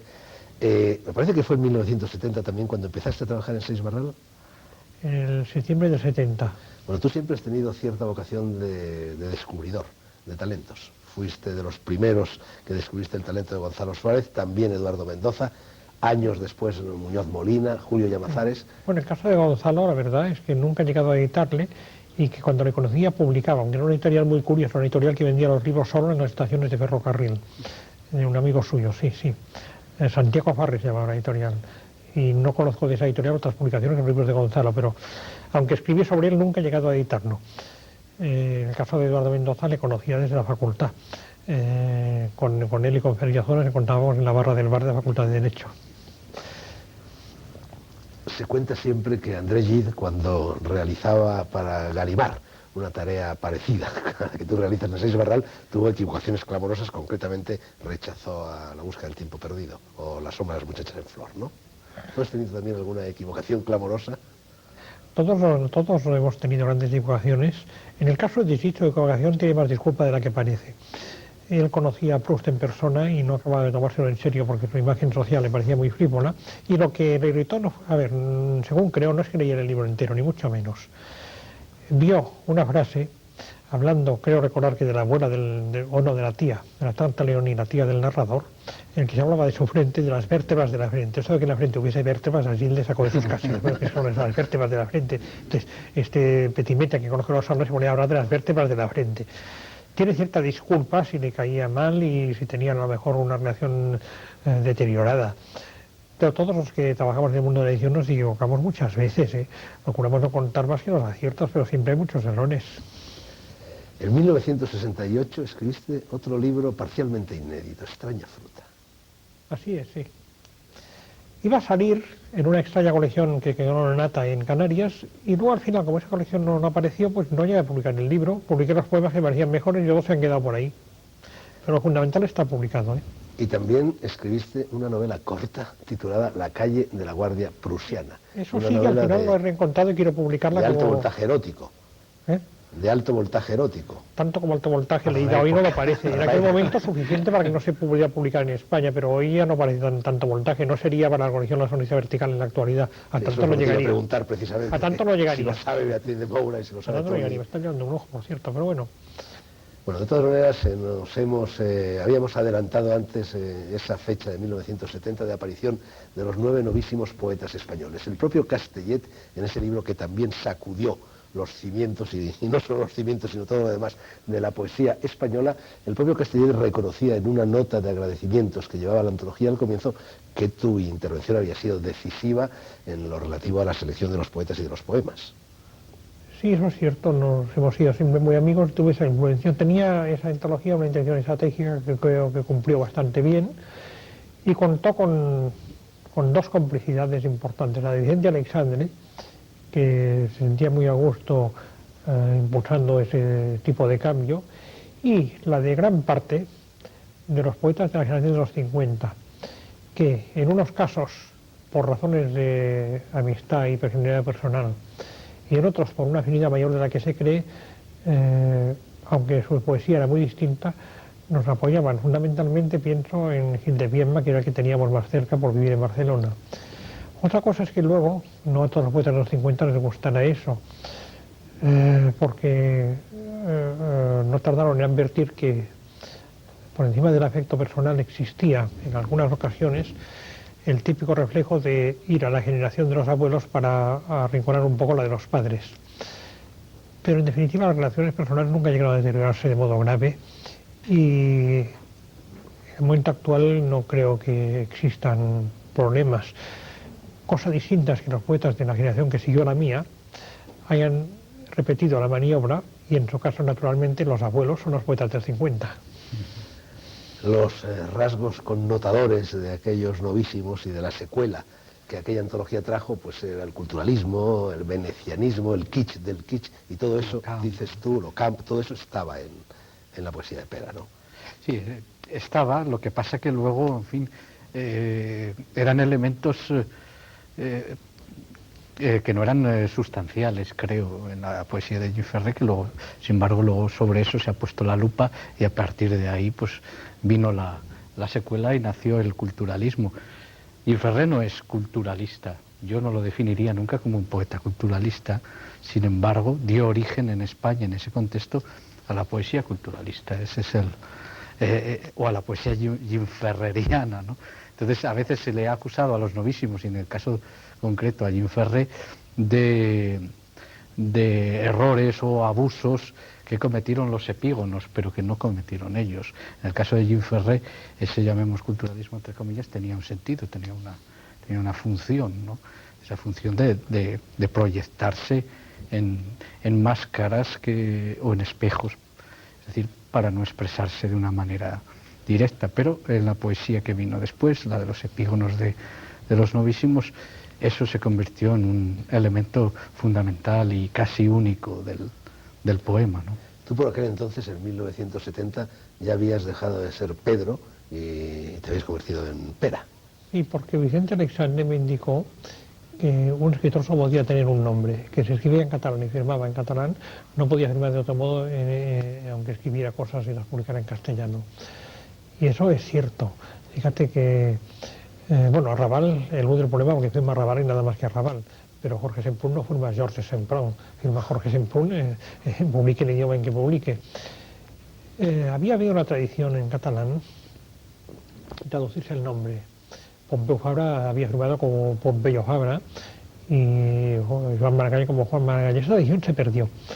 Se perdió en gran medida por reacción a un momento en el que estaba simplemente prohibido emplear el nombre de pila en catalán, y también por la lógica interna de que en el fondo un artista no puede tener más que un nombre. Joan Miró firmó siempre Joan Miró. En el caso de Dalí no tenía ese problema, Salvador Dalí es idéntico en los dos idiomas.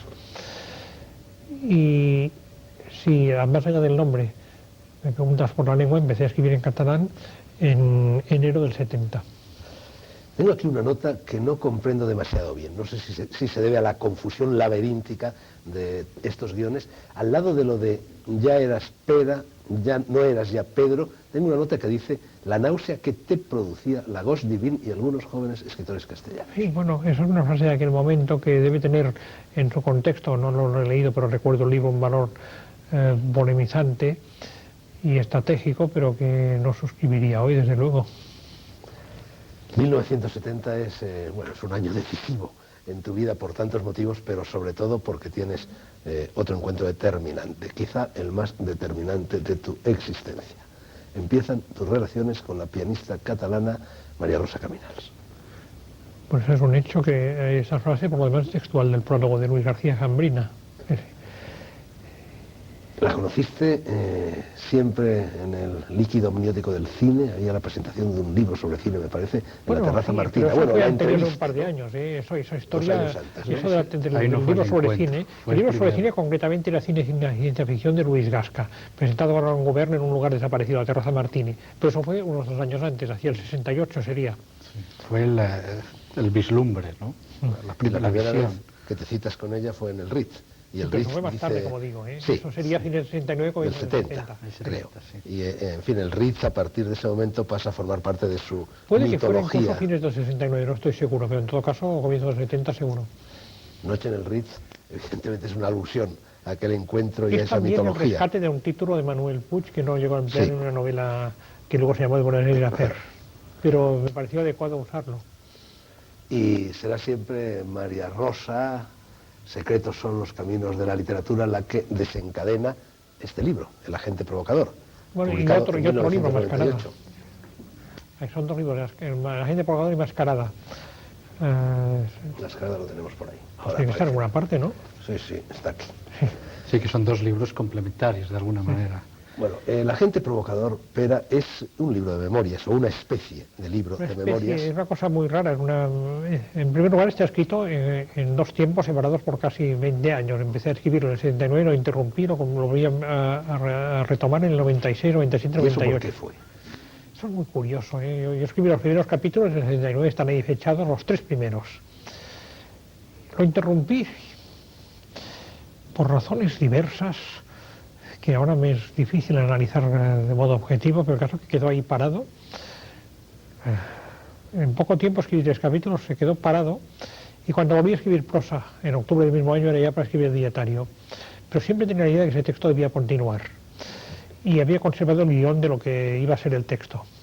En el 96, y luego sobre todo en el 97 y 98, me decidí y comprendí que escribir todo el texto, en gran medida, era imposible. Una parte de las cosas que iban en ese texto habían sido dichas ya de otra forma enmascarada.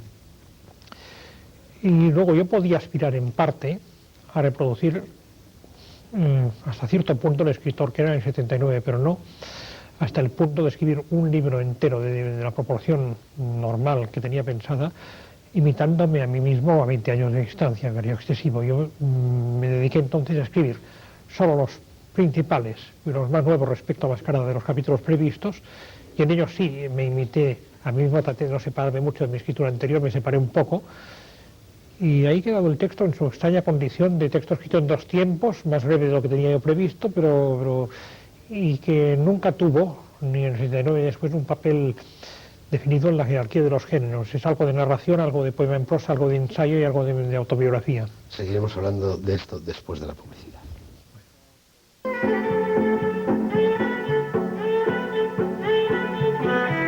Negro sobre blanco, cuarta y última media hora de nuestra larguísima conversación, 2 programas enteros y quizá verdaderos con Pera Gimferrer y por su brecha también con Luis García Jambrina, profesor de literatura en la Universidad de Salamanca. Estábamos hablando del agente provocador. Había dicho yo que era un libro de memorias sui generis, pero no es, Pera, el libro de memorias que, al parecer, tú lo has dicho en alguna ocasión, algún día escribirás y en el que no te morderás la lengua. Algún día escribiré un libro de memorias.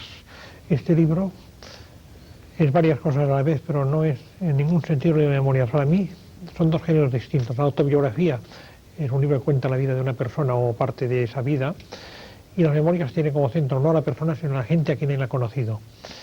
Ese segundo libro, el de memorias, no está ni esbozado. En Agente Provocador nada hay de ello. Los personajes que aparecen nombrados ahí lo son solo en función de mi vida, de mi autobiografía, y no trazo de ellos retratos alguno.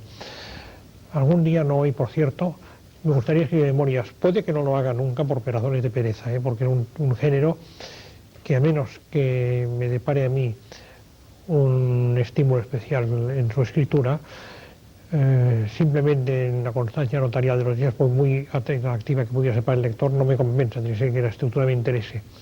Pero me gustaría escribirlas, otra cosa que lo llegue a hacer de verdad. También le gustaría escribirlas, me decía Vicente Alexandre, y nunca las escribió. Pero en la pregunta que te he formulado al respecto, a mí lo que más me interesaba, Pera, era lo de que en ellas, en esas futuras memorias que quizá no escribas, no te morderás la lengua. Lo digo porque tú tienes fama de ser un hombre cauto. No sé si es cautela o es simplemente pues, un modo de ser, de no enfadarte nunca con nadie. No, pero ni sabes, bueno, tanto como con nadie yo tengo... Por lo menos en negro sobre blanco. En negro sobre blanco tengo un poema concreto contra una persona concreta, pero es un poema de defensa. No sé si estás pensando en lo mismo que estoy pensando yo, en la alusión que haces a Felipe González y a su gobierno. No, muchísimo menos. Ni muchísimo menos. No, ahí sí, ni muchísimo menos. En una revista. Estoy hablando de una cosa de otro tipo. Yo tengo un poema concreto publicado que es una respuesta a un ataque que un escritor concreto me dirigió. Pero en el género de memorias, yo creo que la premisa esencial es que la persona que escribe las memorias no esté laboralmente activa al momento de escribirlas. Es la única garantía de que podrá decir todo lo que piensa sin tapujos. Nos hemos adelantado mucho, nos hemos venido a 1998 con El agente provocador, pero tenemos que volver un poquito atrás. En 1970 publicaste tu primer libro en catalán, no sé si lo hemos dicho ya o no, El Miralls, Los espejos, y ahí hubo un cambio de estética. Me gustaría que nos hablaras, Luis, de ese cambio de estética. Todavía quizás no lo hubo en ese libro, ahora que lo pienso, pero... Hubo Tú un dices cambio que de sí, lengua. creo. Hubo fundamentalmente un cambio de lengua, lo que pasa que en ese primer libro en catalán hay las dos cosas.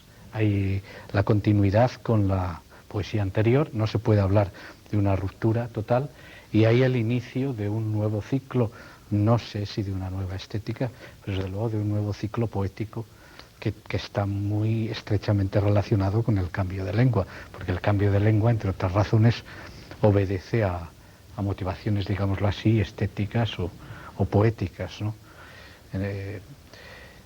Precisamente antes mencionabas la antología de los 9 novísimos, que para Jim Ferrer, curiosamente, no significa el comienzo de nada, como para muchos de los que en ella están incluidos, y como sucede para la poesía española, que ese es el comienzo de algo, sino que para Jim Ferrer es el final de un... certifica el final de un ciclo, el primer ciclo, que es íntegramente en castellano. Se produce el cambio de lengua y también el cambio de nombre, que por cierto me permito puntualizar que lo de Pedro Jim Ferrer podríamos considerarlo desde la perspectiva del tiempo como una especie de heterónimo, ¿no? Sí, sin embargo, heterónimo. estoy decidido a publicar La calle de Prusiana como pera, por esa razón que dije antes de Vicente Aleixandre, de que el poeta tiene que tener y el escritor un solo nombre. El segundo libro en lengua catalana fue Hora foscant, Hora oscurecida, una incursión en el barroco, un nuevo quiebro, ¿no? La fugacidad de la vida. Bueno, aquí tendría que decir un poco de lo que pasó con mi experiencia en el catalán.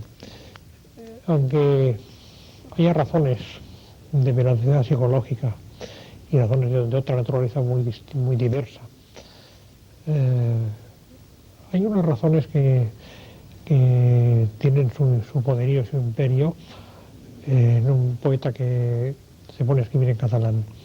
Se trata de una lengua que ha tenido un uso literario menos continuado y extenso que el castellano, y en la cual imágenes y palabras que en castellano han perdido capacidad de funcionar más que como clichés, todavía pueden funcionar. Hay un ámbito principalmente derivado del mundo rural y de la literatura medieval que tiene por lo común más poderío en catalán. Esto me condujo, junto con algo que debe mencionarse, mi experiencia de traductor de autores medievales catalanes por influjo de Jaime Salinas y Claudio Guillén en la antigua Alfaguara, en la Alfaguara llevada por Salinas y Guillén, me condujo a escribir una poesía en la que se unan lo medieval y lo rural, refiriendo sin embargo a un periodo del barroco que, aunque existe en literatura catalana, ha tenido poca difusión en ella. Y en la medida en que existe, con poetas considerables, no tiene nada lejanamente comparable a Góngora o incluso a los figuras importantes de Góngora como Villamediana o como Soto de Rojas. De ahí nació la Foscant, que tiene por además un tema último de otra naturaleza, el erotismo como medio de conocimiento, que es algo que desarrollaré en libros posteriores. Las formas en tu obra siempre, de alguna manera, tienden a converger, por un lado, la tradición de la ruptura o la tradición de la vanguardia, valga la paradoja, y el barroco, ¿no? Barroco y vanguardia confluyen, sí, ¿no? Eso es aquello que decía Rubén Darío, muy siglo XVIII, muy antiguo y muy moderno, audaz cosmopolita. Y eso siempre lo he tenido en mente. A Rubén le ocurre lo mismo. La palabra vanguardia ya existía en la época de Rubén, pero él no podía usarla, pero ya existía. Pero lo que puede llamar un poeta innovador, no, menos que otros. Hay que recordar en qué época escribe Rubén. Está no más allá, sino más acá de Mallarmé. Y hay una tendencia también de Rubén a ser al mismo tiempo un poeta pompié, deliberadamente, pero jugando con ello. En el libro siguiente, Foxec, Fuego Ciego, llegó al punto... 73. Sí, 73, muy a renglón seguido, llega al punto de hacer imitaciones lúdicas, que para mí son lúdicas, el lector puede tomarlas muy en serio, si quiere, de poesía medieval. Influye ahí notablemente por Joyce y por la lectura de los poetas medievales. Es algo semejante, digo yo, a lo que en una etapa en mi caso no publicada y en otros publicada, el poeta que escribe en castellano hace cuando escribe a la manera de los clásicos. En algunos casos con extraordinarios resultados y con un virtuosismo como hace Alberti con Lope, en otros casos como un ejercicio no publicado nunca, me consta que hizo eso Carlos Busoño en su adolescencia. En mi caso puedo decir que los dos libros constituyen la integración no únicamente del catalán como lengua hablada, sino del catalán como lengua en una tradición literaria y el intento de partir de ella, teniendo a la vista el ejemplo de Foix, que siempre se habéis fijado incluso explícitamente como meta, arrancar del último momento en el que el catalán tenía un uso literario frecuente y normal, es decir, fines del siglo XV. En Fox-Eck había una métrica muy estricta. ¿En qué sentido? Lo dice Luis. Ah. ¿En qué sentido, Luis? Si lo recuerdas. Bueno, pues creo que en ese sentido de los ejercicios que intentas hacer, ¿no? Con la tradición, con el pasado. Sí, sí. Y es el momento en el que empiezo a escribir con rima consonante, que hasta entonces era muy rara, y que luego ha sido cada vez más frecuente. No hemos dicho nada de tus relaciones con la pintura. Tapies, de Quirico, Miró, Magritte, Toulouse-Lautrec. Sí. Bueno, y muchos más, Miró. Miró lo he dicho. Sí, sí. Y aquí, claro, la pintura como el cine son artes visuales que siempre me han interesado mucho. En el caso particular de la pintura de vanguardia, entendiendo por tal podría entender yo en mi adolescencia, la de Miró o la de Tapies o la de Paul Klee, pongo por caso, aunque no haya escrito nunca sobre Klee, o en otro sentido la de Max Ernst, sobre que también he escrito. Había, y ahora doy un salto cualitativo, una especie de pugnación de la realidad entendida como impostura en la que vivía yo en mi adolescencia. Esa impostura social, política, psicológica, podía impugnarse con un cartel que dijera simplemente en la pared catalán en la escuela, catalán en la escuela. Podía impugnarse también por la existencia de objetos visuales desconcertantes, que podían ser filmaciones o podían ser obras del dominio de la plástica,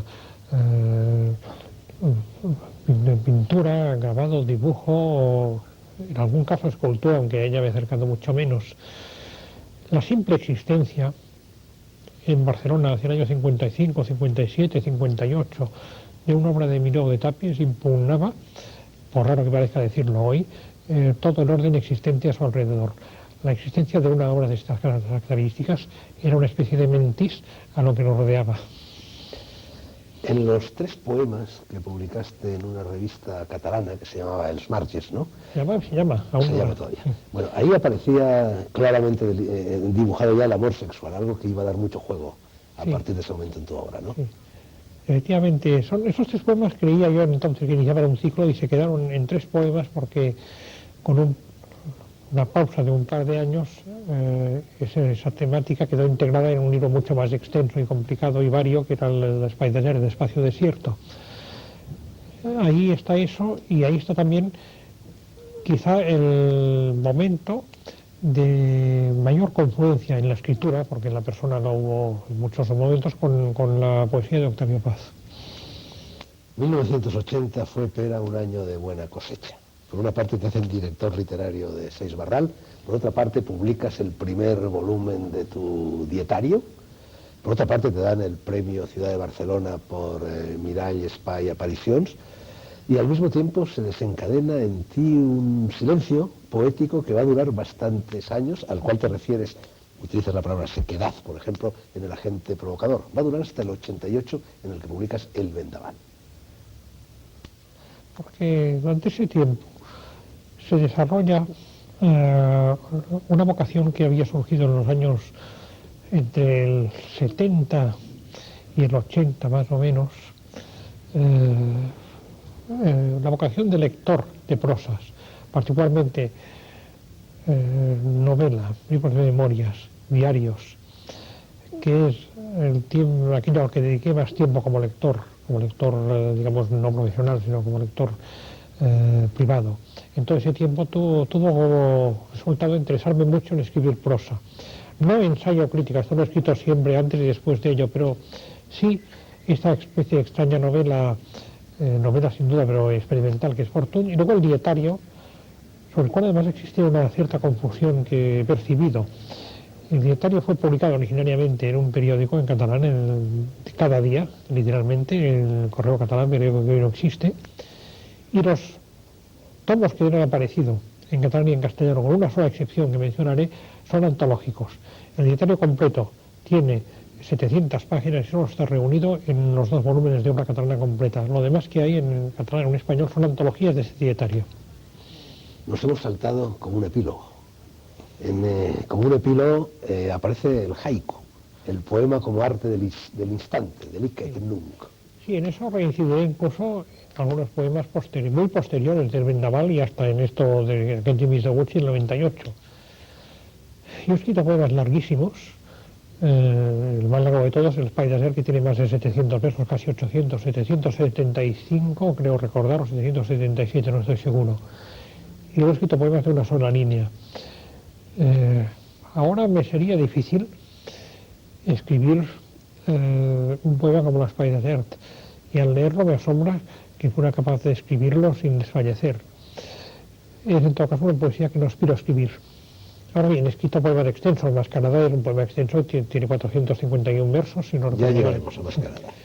Pero la tendencia al poema breve se manifiesta en esos que mencionas, pero ya existía un poco antes, no tan acentuadamente. Hay un poema muy breve en Esmiralles y hay incluso un poema bastante breve, uno muy famoso en Ars del Mar, el de Hölderlin. Tu primer contacto con el haiku se produce quizás cuando Carlos Barral publica Las sendas de Oku de Baso, traducidas a limón por Hayashida, que tanto ha tenido que ver con la fundación de la Casa de Japón en Salamanca, y Octavio Paz. No, era incluso anterior a ello, Era incluso anterior a ello. Y había leído cosas de poesía japonesa. Para empezar, las sendas de Oku ya conocía la edición anterior, y luego había leído muchas cosas de Octavio sobre poesía japonesa, y había leído otras traducciones de poesía japonesa y también de poesía china. No son lo mismo ni en el caso de poesía china y haiku, pero es algo que me había interesado siempre. Y luego también me había interesado el poema breve como tal, incluso en el mundo occidental. ¿Sabes lo que en los mentideros literarios de Madrid decían las lenguas bífidas de aquella traducción de Baso? De que era un libro traducido por un japonés que no sabía español, lo cual es absolutamente falso, porque Hayashi ya sabe muy bien español, y por un mexicano que no sabía japonés. Algo sabía de japonés Octavio lo suficiente para... Debía saber Octavio de japonés, ¿no? ¿Tú crees que para traducir a Baso? No, pero para eso tenía la colaboración del otro. Hayashi ya. Octavio tradució también del chino, y además Octavio había vivido en Japón, no lo olvidemos. ¿En Japón estuvo también? Sí, no lo sabes, sí.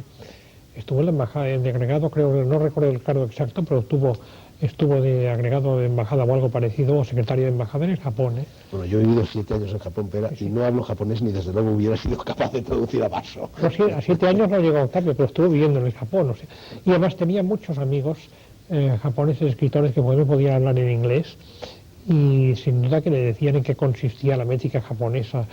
Todavía conserva su viuda Marijoa estos amigos, son bastante gente.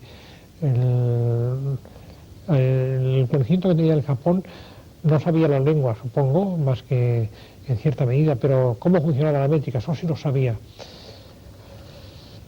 La Yum, La Luz, 1988. Casi todos son sonetos en alejandrinos o eneasílabos. 1991 para ser exactos, pero son sonetos con la única salvedad del primer poema. Es el 91 y no el 88. Sí, te refieres al Vendaval. Sí. ¿Te ha saltado el Vendaval? No, bueno, hemos hablado un momentillo del Vendaval, ¿no? Que fue cuando empieza el tercer ciclo. Ahí en la Yum intenté, no sé con qué fortuna, aunar dos cosas muy distintas.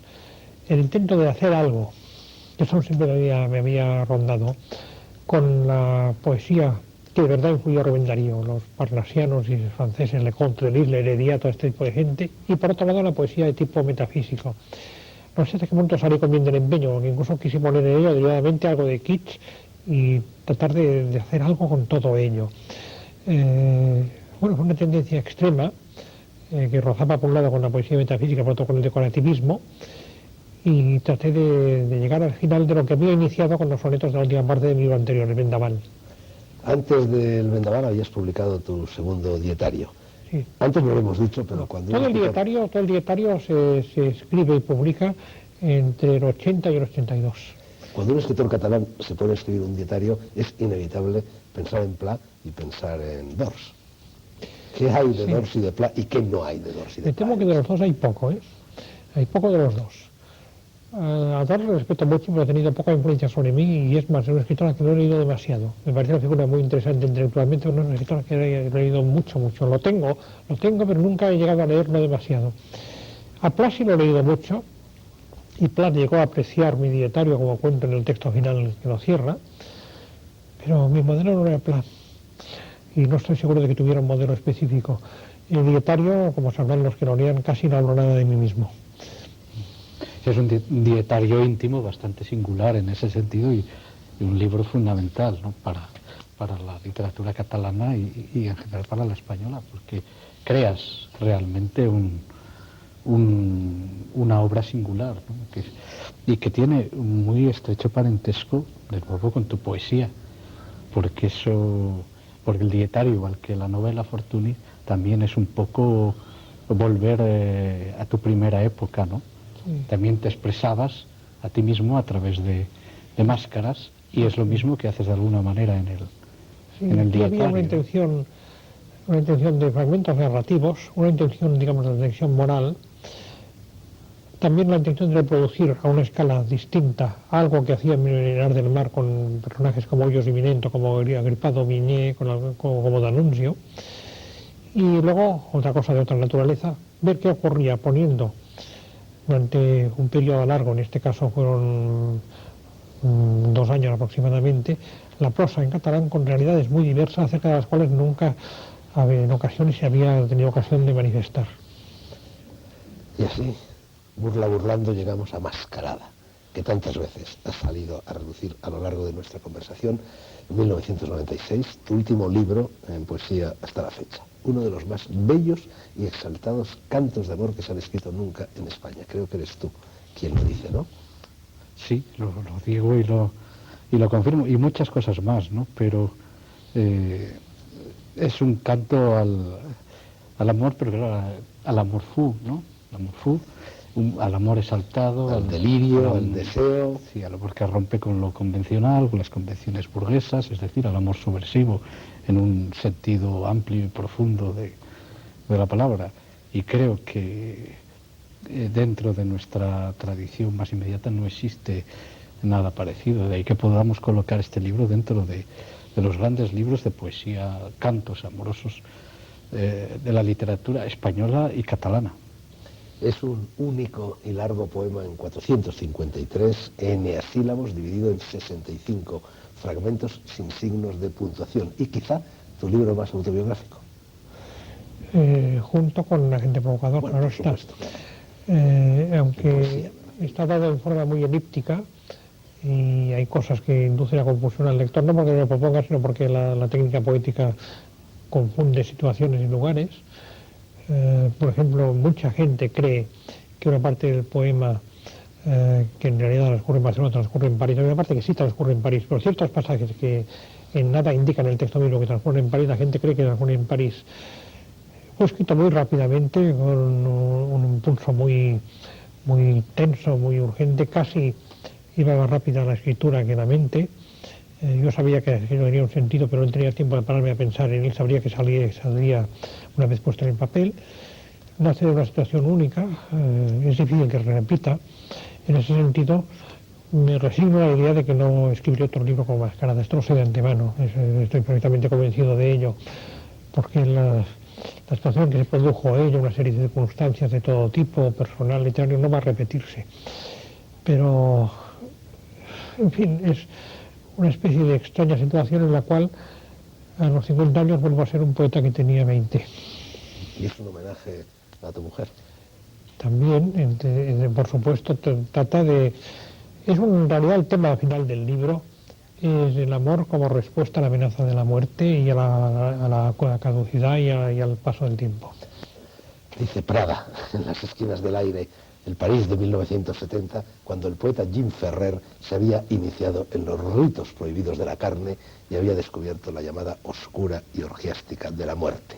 Todo eso convertía Enmascarada en un raro combinado químico, mezcla de biografía onírica y visión de ultratumba que chocaba con la dictadura hegemónica impuesta por las tendencias poéticas más realistas o agropecuarias. El alboroto promovido tras la publicación de Mascarada, porque hubo alboroto, nada tenía que ver, sin embargo, con los valores estéticos de la obra, faltaría más, sino con una mención muy somera, casi hecha como de pasada, a la actualidad política más inmediata, gobierno de ropavejeros, designaba al séquito del recién depuesto Felipe González, y, sobre todo, a unos pasajes eróticos que no rehuían la escabrosidad explícita y el homenaje a las formas más heterodoxas del amor.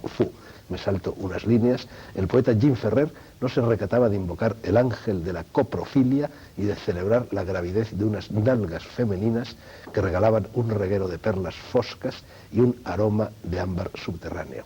Parece ser que Octavio Paz se escandalizó un poco, no moralmente, sino físicamente. En una carta que te envió... La palabra de Octavio no es escandalizarse, al contrario, de escandaloso lo decía como un elogio, Octavio, me decía que no era escandaloso, pero como un elogio, porque decía que es el objetivo caro a los surrealistas. Decía únicamente que por razones ni estéticas ni morales, sino físicas, es decir, de tipo personal, había aspectos eróticos con los que él no se identificaba, pero que esto no empañaba en nada el poema. El agente provocador y Mascarada son dos libros absolutamente consanguíneos, hermanos, indisolubles. Sí, aunque uno se empezó a escribir mucho antes que el otro, pero son complementarios. Prada dice de Mascarada, habla de cómo la conciencia de la muerte y del paso del tiempo te había impulsado a escribir Mascarada con esa perentoriedad de quien tiene las horas contadas. Bueno, sí, eso explica en gran parte el ritmo muy acelerado que tiene el poema y el hecho de que en él no haya puntuación.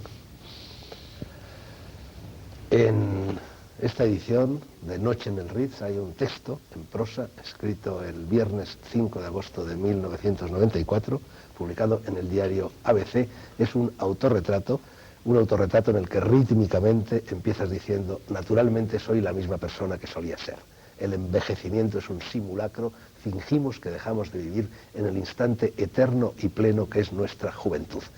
Luego sigue y terminas diciendo: naturalmente que un poeta debe hacer siempre, de modo sistemático, lo opuesto a lo que de él se espera.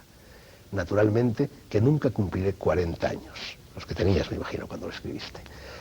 Naturalmente que nací el 22 de junio de 1945 y tengo los ojos verdes y no necesito mirarme al espejo para saber que ya no volveré a ser joven, pero que jamás dejaré de ser el joven que fui entre 1958 y 1975.